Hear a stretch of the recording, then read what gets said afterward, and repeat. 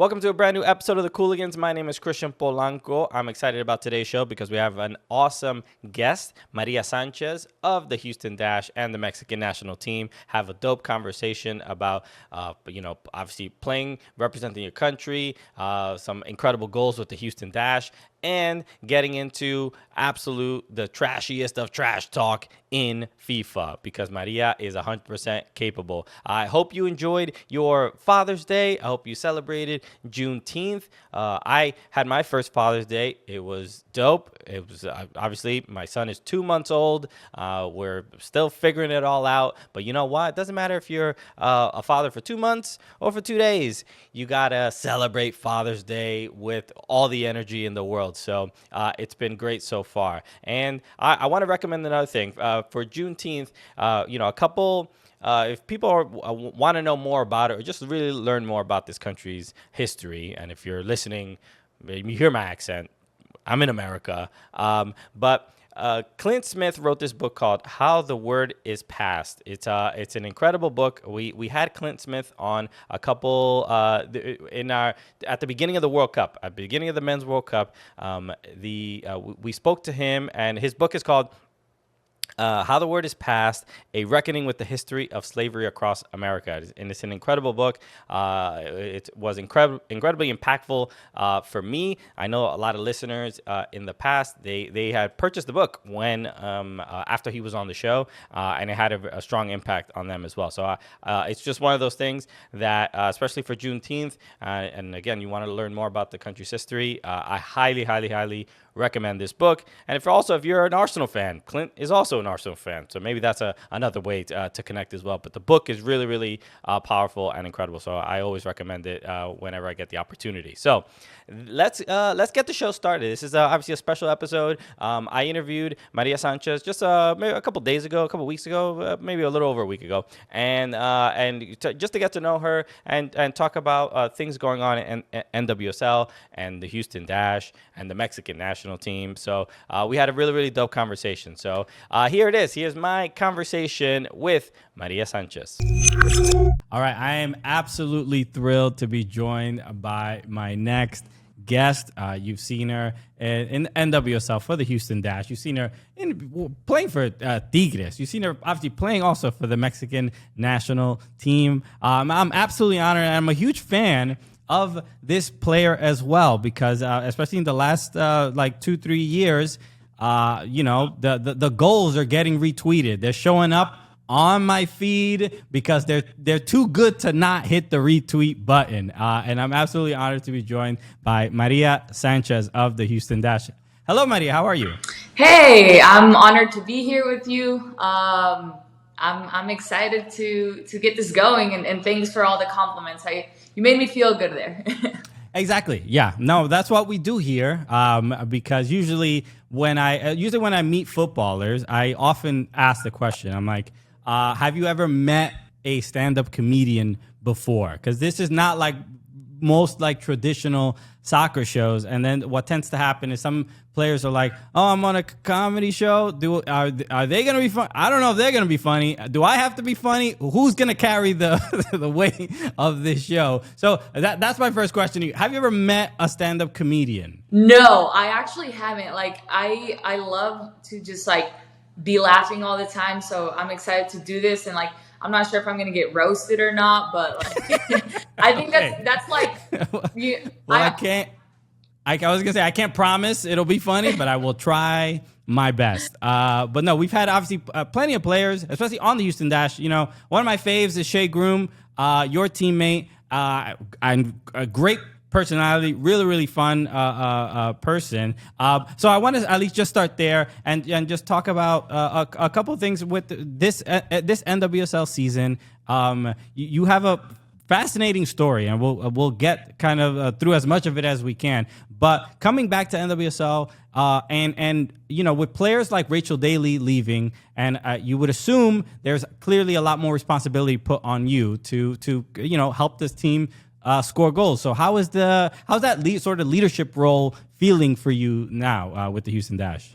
I think I have a lot of great leaders around me, so I think that helps a lot. We have a lot of experienced players here. players that have been at Houston for a while now. So I think for me, in this past year, it's kind of just been learning from them. And obviously, I mean, when I first came into the league, I kept saying, and I keep saying now, it's the league of my dreams, because I think I had a first shot at it 4 years ago in Chicago, and that didn't go as well as I wanted. So I think for me, it's kind of this redemption and being able to play alongside some of these players. I think they make me look great on the field, like really during off season, and like just looking back, I see how great these players that surround me make me look, because they work hard. And I mean,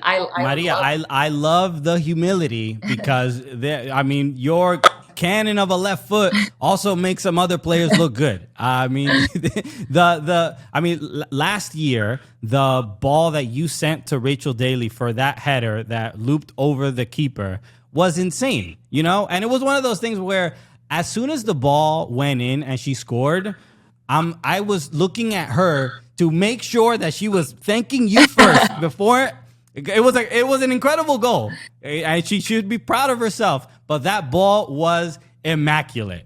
Yeah, I mean, I think that will probably go down as my best assist, like in my career. I couldn't believe it. Like looking back at the video and stuff, I'm like, that is actually insane. Like if you pay attention to detail, Rachel starts at half field, passes the ball, I think, out to, I believe it's like Chappie. I can't remember who. And then it goes to me, and then she's on the other side in the 18 finishing it. So I'm like, honestly, like that's insane all around. It was really cool. It's a great and a huge goal to be a part of. So I know it's So, but again, I appreciate the humility. I want to talk about your path, because you mentioned obviously getting into NWSL and it not going exactly as planned, but you have like a really great kind of redemption story. But it started in an interesting way. Obviously, coming from a small town, you've mentioned a lot, like not having a lot of the resources that probably a lot of people that you've played with did come up with. So the fact that you were able to make it and then hit that kind of like wall where you're like, oh no, I don't know if this is exactly right. How did you get past that hurdle after kind of dealing with those first initial challenges in the league? Yeah, I mean, it's very difficult. I think there was times where I'm just like, you know what, maybe like this is it. Like I already achieved my dream. I became a professional soccer player. Like what else can I ask for myself? But I mean, it didn't feel right. And it's just, like you said, it's a hurdle that mentally you have to cross. And I think once you cross it, it's like great. But there's obviously moments during week in, week out where you feel kind of that sensation again of like, oh, it didn't go so well this week.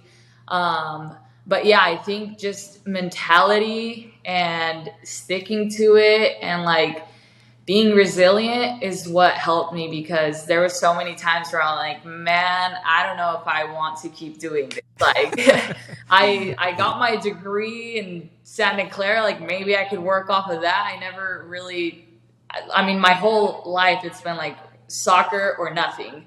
And right. So, so yeah. I mean, there's like a lot of, obviously there's a lot of players that we've interviewed, and especially when we speak to female players, there is that is like a big aspect of their lives that I think doesn't go kind of like sort of spoken about enough, about like that you are a professional athlete, but you have this thing in the back of your mind, right? There was that campaign of like no side hustles, a while ago, and kind of, you know, adding that legitimacy simply to the career so that you can just be the best professional athlete you can, as opposed to thinking about, you know, as being so close to a bartending, or like, it's like there's a lot of that going on. So I'm curious about the moment that you felt like, all right, this is actually working out? Was it when you were at Tigres?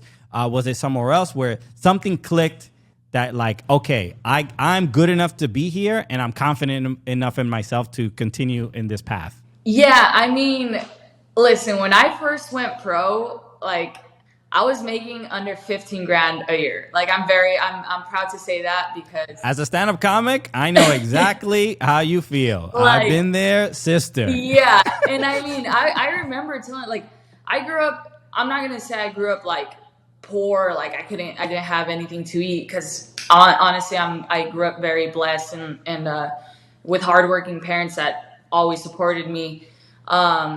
But when I was making under 15 grand, it was kind of like, wow, like can I do Yeah. this? Like, man, you're doing it because you love the sport, because the money, it's not it. But obviously, like going to Mexico, believe it or not, some salaries in Mexico are higher than NWSL. I can see it, Going yeah. to Chivas, it was a little bit better, and like I said, for me, I mean, I remember telling my parents, like when I would get offered these contracts, it was like beating my parents' salary wasn't really hard to beat. So I guess for me personally, going to play professional soccer, it was like my second year, I was already making more than my parents in like 30 years in the US. So my parents, Dominican immigrants, my mom a seamstress, my dad was a mechanic. It's the like yeah. that's there's a I feel this sometimes when I travel places. Like I went to like Paris a couple years ago and I'm like, man, I gotta get enough money to bring my parents. You know what I mean? Like this is not fair. Yeah. For everything they sacrificed for me, I gotta give them a little bit back. I can't just be out here flexing on the gram. For sure. Like, while my parents see it. Yeah, I feel like you feel bad at some point because you're like, man, I'm living this life, which like honestly to some people it's like normal. That's what they grew up with. But for me, like in my second year of professional soccer, I was already like, dang, like I'm paying my rent. Like I live in a 10th floor in Mexico. Like I was already like, Yeah. I could do this, I could do that. And like, I don't know, which growing up I didn't. So I guess for me, my second year, I already thought that I was like set, like, and I wasn't even making that much money. But well, I heard that you and your siblings paid the mortgage for your parents' house. yeah, I mean I think as a professional or growing up, that's always like, at least for me, that was always my dream because I always saw professional athletes do that, like men's professional athletes, and you realize how much money you're making and like you're like, whoa, like that's kind of hard. But for me, that was like my first goal. Like I don't care what it is, I want to pay off my parents' mortgage because that to me was like the thing, like my dream, like obviously becoming a professional soccer player, but also like being able to do that for them. And when I would tell them about these contracts, like how much I was going to make, they were kind of like, that's how much you make? Like, they had a different idea of a professional athlete, on like that you make so much money for playing soccer or whatever. But I guess to me, like that was like the first bigger paychecks that I was like, I have to. That's it's a beautiful moment to be able to like help your family like that. I'm still trying to get my mom an iPad. You know what I mean? I'm like, I'm getting there. Yeah, I'll let you know how we go. It's a process, dude. Like we'll get there. We'll get there. Also I want to talk about playing for Mexico. Obviously, as a child of immigrant parents, that's just such a I'm sure that's another huge thing that they must have been incredibly proud of. But it's tough, right? Because obviously you want to make the country proud, you want to make your family proud. But I know obviously Mexico not making it to the World Cup is obviously a difficult and taxing thing. But what are your feelings about the program and playing for the team and hopefully getting making it to the next one? Yeah, I mean, I think it's been a lot of growth. I think I tried out in 2015 for the national team, and I ended up going to the World Cup that year. So I mean, to me, that was like huge. That was out of my, I mean, just I couldn't ever imagine that. So I think for me, it started off like huge, and then now that I've kind of been through the process and like the struggle of the literally last 8 years not being able to go to a World Cup, like not being able to make it, it's been very, very tough. But I think during the past year, and obviously it took failures for there to be action, but I think the growth is yet to come, and like the younger players, more Mexican players being involved in the NWSL, which is, I think for me, was a big part of being in this league, because there has never been a Mexican that's kind of been like active Prominent. in the NWSL. So I think for me, it's kind of just learning from the last 8 years, which obviously the first 4 years I wanted to learn from that and like make a change, but it was kind of very difficult to do so. But now, I mean, we have a coach from out of the country, and we have an amazing staff, and like the resources that they're adding to the women's side in Mexico is amazing. So I think hopefully we could just grow from here and take those years. Obviously, some of us have been there the last two World Cup qualifiers that we've failed to make it, and some of us have, and some have only been in the last cycle. So hopefully we take this as a learning lesson, and we'll be better, have a better process through these next 4 years. I hope so. Yeah, I think it's really important for the Mexican women to also be as prominent, as inspirational as the U.S. women's national team, and that's something. I know that I've heard you speak about it as well, as like kind of being offering that kind of inspiration and showing young girls like, hey, this is a real path going forward. And I've spoken about this with a couple other players, and me being Latino and born in New York, and you, the ni de aquí ni de allá, right? Yeah. That is a common thing. If you don't speak Spanish, it just means you're neither from here, you're neither from there, and it is essentially that feeling of not having a where do we belong, and that it was that a very, I don't know, severe feeling when as you were coming through the ranks and maybe trying to find your way in soccer, just trying to find your way as a young adult. Like how much of a factor was that for you? No, I mean, it's very difficult. In Idaho, I grew up my whole life, like watching Mexican League soccer, speaking Spanish, eating Mexican food. Like I thought I was really Mexican in Idaho. And then I went to Mexico, and like I was like, oh my God. Okay. And like I got some work to do. Yeah, okay? I'm like, my teammates are like making fun of my Spanish. They don't like, because they're city people, and like my parents immigrated from a small town in Mexico, like where there's literally right. Michoacan, no right? education. Michoacan? Yeah, Michoacan. Like my mom got to 6th grade, my dad got to 1st grade, and it's like I didn't learn that formal Spanish. I didn't learn like city Mexican life. Like I was like, whoa, like, and sometimes it's hard to feel welcome, because no matter what, they're going to look at you as a Mexican American. Like, you're not Mexican. I'm like, what?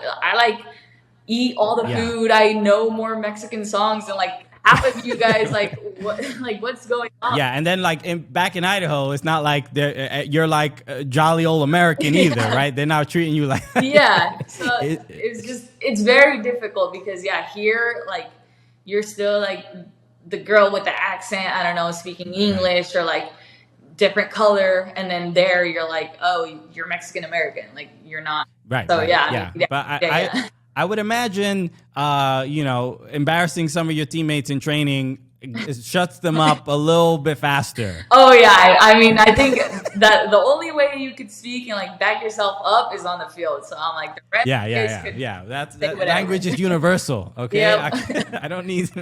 Yep. It doesn't matter if I have an accent here. No, that's great. I also heard this about you. I heard that you are very competitive at FIFA. Yeah. How serious is it? Because I'm an avid FIFA player. Really? Yes, and as soon as I heard this, I'm like, all right, do I got to schedule a game with Maria Sanchez? Absolutely. Because Look. I don't really hear. Some players, they sort of keep it to themselves. We have Chicharito, who's on Twitch playing and stuff like that. So there's look, and I'm on top of it. I'm like, what players are playing, and see what I'm right now. Just to let you know, I am currently playing an online season with Gotham FC. Okay. Schooling fools out there. All right. Embarrassing folks, okay? And beyond, you've scored on me a couple times in my season. Haven't been happy about it, but I'm doing my best. So how serious is it with you and playing FIFA? Listen, I mean, with soccer, like playing soccer, I'm pretty humble, but with FIFA, it's over. Like you can't beat me. Like Trash talk. like all listen, day. I'm good. Okay. What do you do? Do you do like Ultimate Team? Do you just play like career mode? No, I mean, see that's where I'm different, I guess, than everybody else, because everybody's like going to team management and like changing this player to have this role, like defensive role, like Right. don't go into the attack. I'm like, look, I'm just gonna choose Real Madrid, Man City, Put like I'm going. Default settings. Yep. Let's go. Yep, like that's all I'm gonna do, and I'm gonna be and like usually it works, Okay. and then they start like figuring me out, and then I can't win, but yeah. Okay. Is there any? I remember speaking to Shay Groom, and I know she mentioned like that the team is like they're competitive with like Mario Kart and like Nintendo Switch and stuff like that. Does anybody else play FIFA with you or against you? Barb. So Barb Olivieri is like the only one on the team that's like competitively close to me. But the other day Okay. we played, and just letting you know, like I beat her. Like it wasn't even close. Like 4 times, 5 times, it wasn't even close. So she thought How do you she was feel? good. Obviously, now that NWSL is in the game, how do you feel about your rating? How do you feel about the caricature? How do you? I saw the Instagram post, and you said I'm paraphrasing. You were like, I think I could work with this, which is already suggesting a very very tactical and awareness and knowledge of the game. Where you're like, you didn't do me right, FIFA, but I'm gonna work with what you gave me. Yeah, I mean, you always want more. Like, I feel like they gave me a little more pace than maybe I have. But so, All all right. right, I'll let you guys get away with that. But, I mean, it was freaking sick. Like, I remember my first FIFA that I bought was like 2006 on the PlayStation 2, and like, Yeah. I remember playing all the time. Like, I've always played like with other people. I never like playing by myself, but just like to be able to see myself like actually looking like me, because I think women's teams got added like 3-4 years ago, the national teams, but they were like kind of pretty generic, like didn't really look like you. But when they did all these Right. scans and stuff, like to me that was insane. Like just Yeah. seeing myself on there, and like, you know, What was the scan day like? What was that experience like for you? I mean, it was sick. I think we had like appointments of like come in, and then you do like different faces, but then when you go into like the actual trailer where they have like hundreds of cameras all around you and you're like in the Yeah. middle, that was like really cool. Like at least to me, I was like guys, you don't know how exciting this is, because we're gonna be on FIFA. Like That's That's great. yeah. Yeah, that's a I get the sense that you were giddier than maybe some of the other people that were there. Some people are like, oh, another marketing thing, or we're Yeah. gonna do the like content, and you're like, nah, this is it. I've made it. Yeah, no, I mean, to me, that was huge. And then, like, I got to see my scan and, like, what I actually look like. I'm like, dude, like, I can't grade in real life, but on the video game, I'm like, Were you able to make any adjustment? Like, yo, add some muscles there. Can you do it? yeah, no, I'm like, dang, I'm practicing with myself on the video game. Like, what could I be? What could No, I do there's better? nothing better. As soon as they add comedians to FIFA, bro, I am gonna As be commentators? so excited. Yeah. All right, Maria, this has been so dope. I'm trying to see if there's anything I missed, but no, this has been awesome. I just want to wish you obviously a great rest of the season with the Houston Dash. Obviously, watching games all the time on Paramount, and you keep crushing it every single time. I'm just like, every time you cut inside, I'm like, that's it. She's gonna send the ball into the far post and absolutely crush it and just humiliate another goalkeeper. But no, the dash have looked great so far this season. It's been really, really fun to watch you and the rest of the squad. So, Maria, is there anything you want to let people know before we go? I don't know where to follow you or anything you want to plug. I mean, I'm not like huge on social media, but obviously, hopefully, you guys support women's soccer. Go out to games here in Houston. Watch the Houston Dash. I think you'll get great quality soccer. Very physical, very fun to watch, in my opinion. So yeah, I mean, keep supporting us, and hopefully, we make it great for you guys and get you guys out there having fun. All right. I mean, well said. I mean, obviously on this show, we're obviously huge advocates of WOSO, NWSL, and yeah, again, keep crushing it. But Maria, muchísimas gracias. Thank you so much. Okay. Thank you.